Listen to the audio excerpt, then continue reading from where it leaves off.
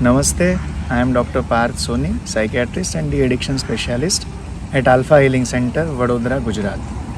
Today I am going to talk about common factors that lead to addiction. First factor is family history of substance use. See, if a person in the family is using substance, the next generation of that person have genetic risk of getting addiction. It's like many other illnesses which have genetic basis and which we call as hereditary disorders like diabetes, hypertension, obesity and all. So addiction also have hereditary causes. So one important risk factor is genetics. Second, if a person in the family uses substance, the other family members are also tempted to try to experiment whether how it affects their health or not.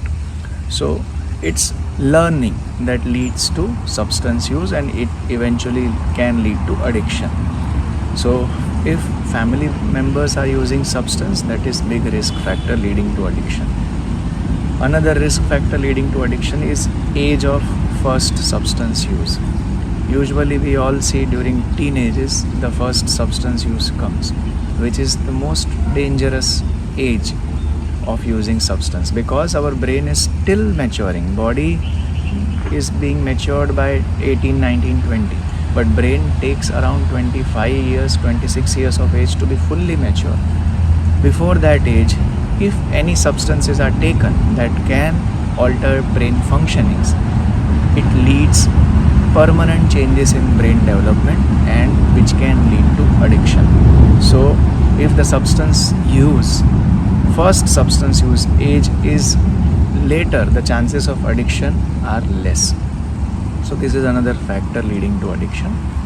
Third important factor which leads to addiction, as we say, is peer pressure. My friends, my colleagues who are using substance, they pressurize me, they coax me to take substance, try and feel. And if my genetic ability is such that I am vulnerable to addiction, I might try but lead to addiction. So this is another big risk factor of peer pressure. And again, teenage, peer pressure, trying out new things, these all are various dangerous combinations which can trigger the addiction part. Another risk factor for leading to addiction is poor stress handling capacity. What happens during life is there will be some or other stresses which might be there at different stages of life. If a person does not have proper stress handling capacity, he or she might use substance to cope with those stresses, and eventually that coping mechanism develops, and to tackle the stress, substance comes. Repeated substance use will lead to addiction. So this also leads to addiction.